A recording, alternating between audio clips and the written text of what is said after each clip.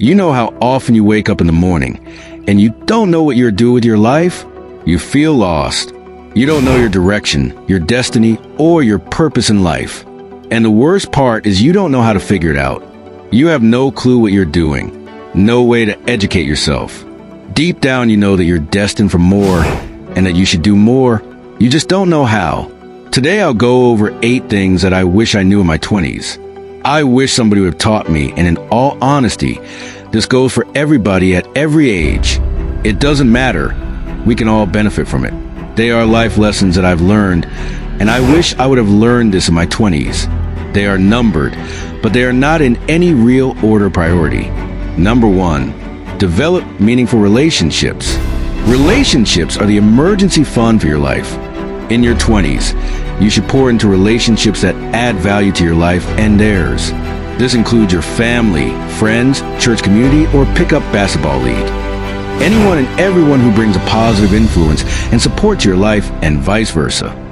Relationships can drain you or build you up, so be smart about how you budget your time. If you have people you love who actually drain the mess out of you, I get it. Maybe a 2-hour family dinner works better than a shared Airbnb for 2 days. Figure out what works for you. Nurture those quality relationships and spend time with supportive and positive people. A strong family bond via quality time together keeps you grounded in difficult times. Don't neglect networking. So ensure you cultivate professional relationships by attending events, joining clubs, or connecting with mentors in your field. Also, there is more to life than going out every night. Stay at home with close friends. Go on adventures together. That being said, don't be afraid to end some friendships. Fair-weather friends are not worth your time. Stay loyal to those that truly matter and invest your time with them, ditching your ambivalent friends, such as jealous, undermining, and unsure frenemies. To minimize stress in your life is an underrated life hack. And for goodness sake, practice healthy dating habits. Yes, be open to meeting new people and communicating openly, but know your limits. Which brings us to the next point. Set your boundaries. Saying no doesn't make you a bully or a brat. It makes you bold. Saying no means you know your limits and won't compromise your boundaries. Whether it's turning down a freelance job you don't have time for, a date you don't want to go on, or a social event you can't afford. Saying no is a sign of self-control and confidence. Here's the truth. When you lay your head down on your pillow at night, you're the one who's got to deal with your choices from the day, for better or worse. Saying no isn't selfish. It's a complete sentence that protects your wellness, safety, comfort, and relationships. And if your no bothers someone else, let them get mad. Their reaction is about them, not you, and you'll sleep better knowing you stuck to your boundaries. The bars are always going to be open, and your friends are always going to be there. You can go to that bar and hang out with your friends anytime you want, but learn to say no and set boundaries. Getting shit-faced every single weekend means you're throwing all that money right in the toilet. You're better off investing your money in a simple index fund and yielding dividends right into your 50s. How much better are you going to be when you turn 50 years old with $1 million in your bank account because you decide to make the smart choice in your younger years? Alcohol is poison anyway. Face your insecurities like a man and overcome them instead of drowning yourself in whiskey. And speaking of what to put into your body, take your nutrition seriously. I beg you, please take care of yourself. A sick man only has one wish: to get better. It's when you are healthy that you can chase your dreams. When I was in my 20s, I didn't give a damn about my nutrition. I'd say mid-20s especially. I was always stressed. My cortisol levels were through the roof. I worked tons of hours, and I completely neglected my nutrition. Hello, I knew better, but I didn't care.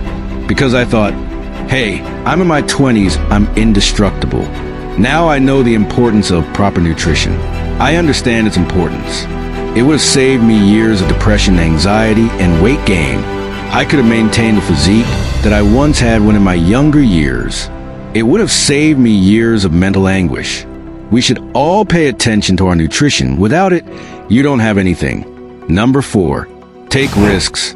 This is possibly the best time to take multiple leaps of faith and learn your lessons the hard way. If you succeed, you succeed. If you fail, You have a great story to tell in your 40s. At this age, you'll have all the energy, courage, and spirit required to rise back. Moreover, you will not be afraid to fail, which apparently sets apart successful people from the others. Don't talk yourself out of doing things you want to do. Don't let fear win. If you want a vacation in Europe, do it. If you want to talk to that hot girl/guy at the bar, do it. If you want to start your own business, do it, and do the research first. Getting to your 30s and 40s and having a string of regrets will haunt you. Successful people are not afraid to fail, and therefore they are more willing to take risks. Amazon CEO Jeff Bezos, for example, is notorious for this quality. Bezos has said, given a 10% chance of a 100 times payoff, you should take that bet every time. The earlier you can set yourself up, the easier it is to overcome because you have time on your side.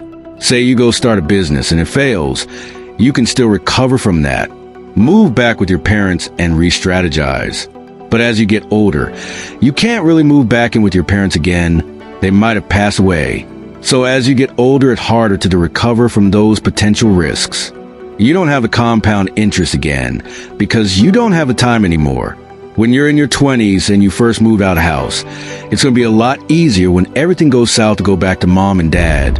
There's no shame in that. So take those risks, dust yourself off if it fails, and then start again and again and again. Do it all over again. Figure out where you went wrong and re-strategize so you never repeat those mistakes again. Which leads us to the next point. Don't be afraid to change directions. The longer you stay on the wrong train, the more expensive it is to get home. Yeah, you went to high school, then maybe did some college, tech school, training or whatever, and thought that was your direction. But if you finally get a job and you're not happy, work to change that immediately. Spending your entire work week being unhappy just because it pays the bills will not make you happy. The longer you wait to change, the harder it will feel to change. So get used to change, because you'll probably need to do it a number of times throughout your life and career. Making a career change can be terrifying, but it doesn't have to be. You just need to go about the transition carefully. First drawing on your current experience, then networking, and then testing until you're ready to launch. So speaking of being unhappy at a job, know that your employer don't really care about you.